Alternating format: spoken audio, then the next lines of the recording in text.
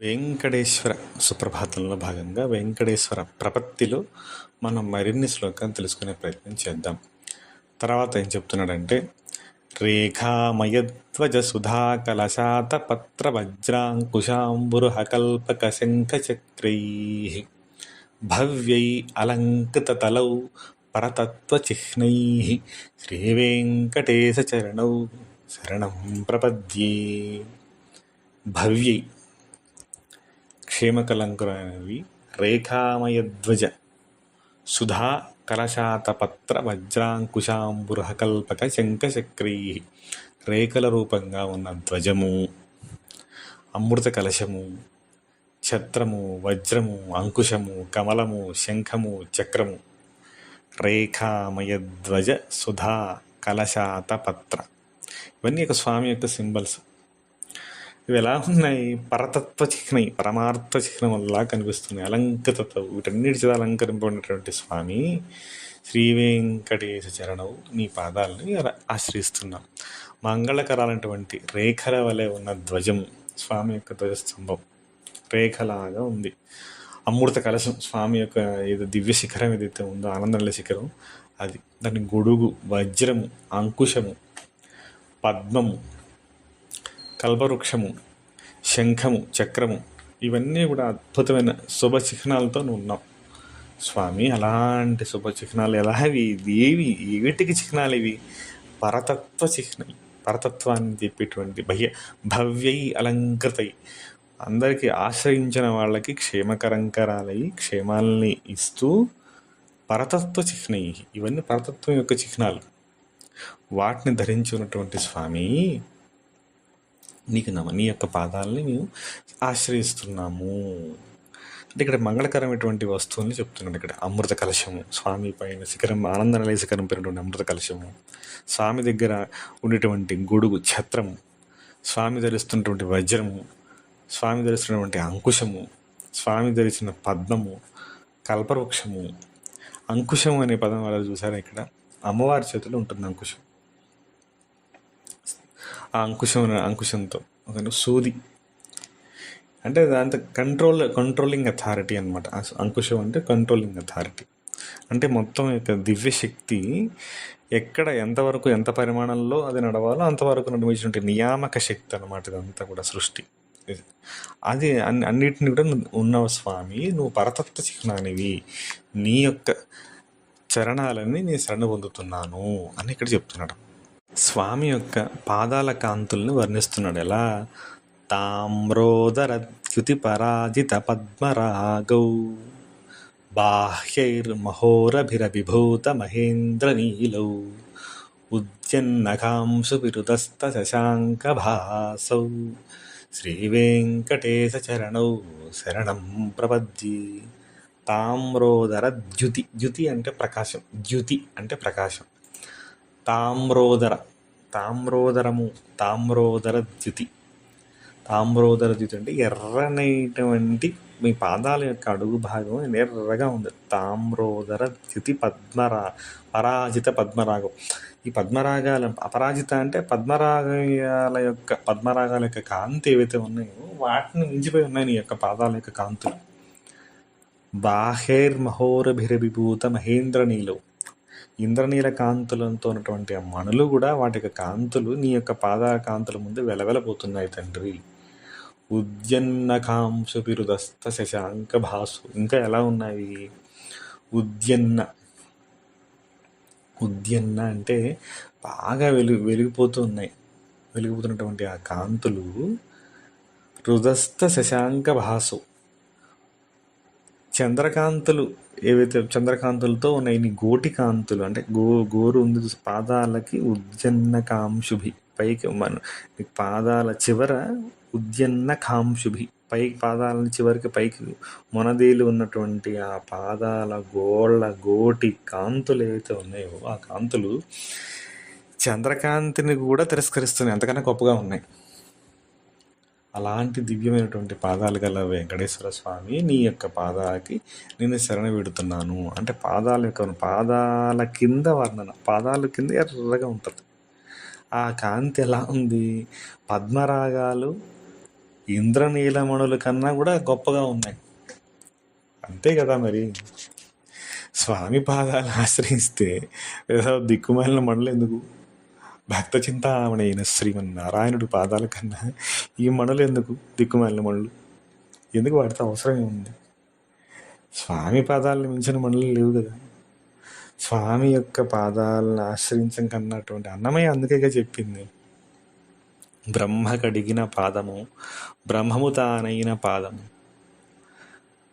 బ్రహ్మే తానుగా ఉన్నటువంటి పాదం, మొత్తం బ్రహ్మాండాన్ని వ్యాపించి ఉన్నటువంటి పాదం తండ్రి నీది, బ్రహ్మ కడిగిన పాదము. ఇంతకన్నటువంటి భక్త చింతామణి ఆ దివ్యమైన పాదాలు ఆశ్రయించ చాలే కదా. ఈ దిక్కుమాలిన మళ్ళు నాకెందుకు?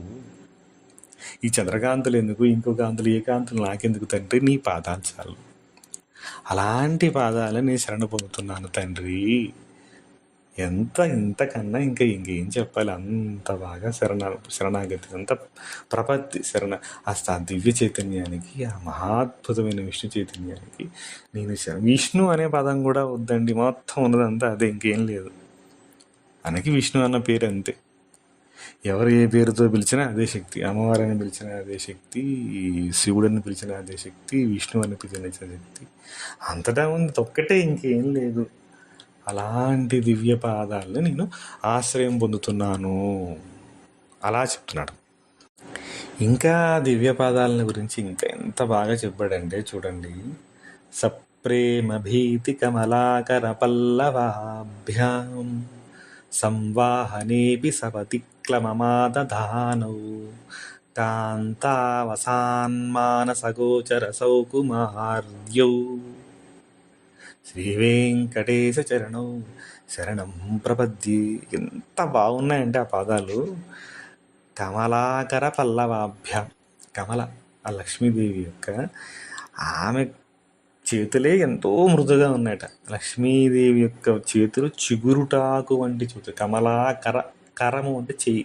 కమలాకర పల్లవాభ్యాం, చాలా పల్లవి, చాలా సుకుమారంగా ఉన్నాయి ఆ చేతులు, చిగురుటాకుల్లాగా ఉన్నాయి. ఆమె ఎలా చేస్తుంది? సప్రేమ భీతికర, ఆమె ఎంతో భయంగా, భక్తిగా, భయం అంటే భయం కాదు, భక్తిగా, అణుకువగా, జాగరూకతగా, ఎరుకగా స్వామి యొక్క పాదాలు అలా ఒత్తుతూ ఉందట. సపతి క్లమమాదధానం, అది కొంచెం గట్టిగా ఒత్తితే పాపం మళ్ళీ అవి కూడా అంత కోమలమైనటువంటి చేతులతో ఒత్తితే కూడా ఆ పాదాలు కందిపోతాయేమో అన్నట్లుగా ఉన్నాయట ఆ పాదాలు. సంవాహనేపి సపతి క్లమమాదధానం కాంతావసాన్మానసగోచర సౌకుమార్యం. కాంత మనోహరమైనటువంటి వ్యాజంగా సౌకుమారి, అంత కోమలంగా ఉన్నటువంటి స్వామి పదాలు కలవాడిగా వసాన్మానసగోచర సౌకుమార్యం.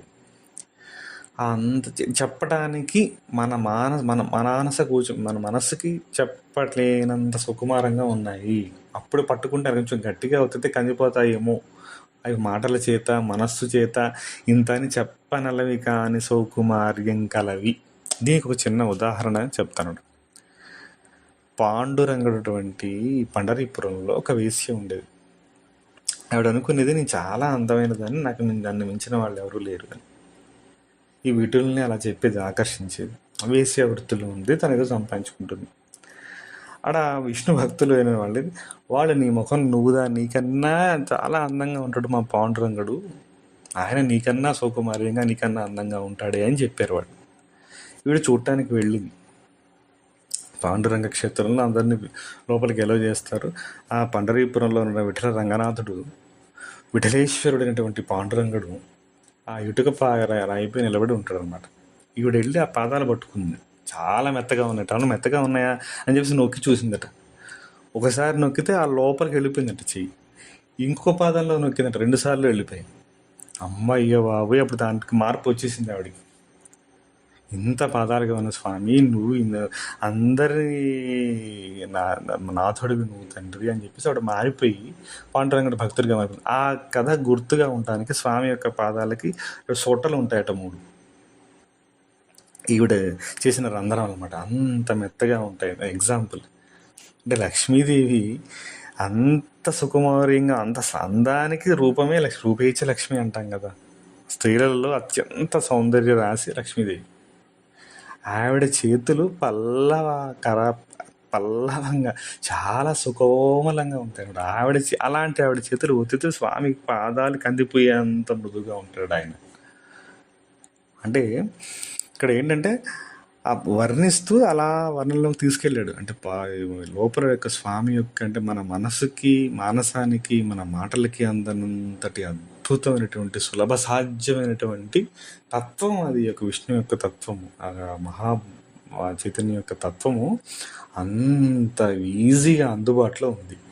మనలో ఉంది, బయట ఉంది, మన అంతటా ఉన్నటువంటి దివ్యతత్వం అంత మనసు సెన్సిటివ్ అనుకుంటాం. చిన్న చిన్న వాటికే మనం ఏడ్చిపోతాం. అరే ఈ కష్టం వచ్చింది, అరే బాబు మనం ఇంత దండం పెడుతున్నాం, సామి తీర్చట్లేదు, ఇది అనుకున్నాం కొన్ని అవ్వట్లేదు, అవి మనకు తెలియదు కదా. దౌర్భాగ్య పనులు పూర్వజనంలో ఎన్నో చేసాము, స్వామికి తెలుసు. అయ్యో ఇప్పుడు ఎప్పుడు ఈ కర్మ నుంచి పోతాడని చెప్పేసి మనకన్నా ఎక్కువగా కరిగిపోతాడట స్వామి. మనం ఈ బండరాయిలాగా ఉన్నాడు, నన్ను చూడట్లేదని చెప్పి మనం తిడతాం. ఆ తిట్లు కూడా భరించి వీడు ఎప్పుడు ఇంకా సమయం ఈ కర్మ పరిపాకం వస్తుంది అని చెప్పేసి మన కోసం మనకన్నా ఎక్కువగా ఆత్రతగా స్వామి చూస్తుంటాడు అనమాట. అంతలా కరిగిపోయి వస్తాడు.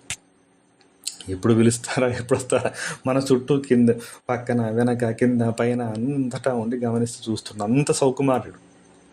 మనమే సెన్సిటివ్. నేను చాలా సెన్సిటివ్ అండి, అబ్బా ఒక మాట కూడా పడలేండి అలా ఉంటాం మనం. ఆ సౌకుమార్యం మనమే మనకన్నా ఇంకా సెన్సిటివ్ ఆ తత్వం. అంత బ్రహ్మాండమైన చైతన్య తత్వం కూడా అంత కందిపోతుంది. ఎవరు పట్టుకుంటే కందిపోతుంది? ఈయన పట్టుకుంటేనే మీరు పట్టుకుంటారు కదా, లక్ష్మీదేవి పట్టుకుంటే కందిపోతుంట. అంత మెత్తగా ఉండడట ఆయన.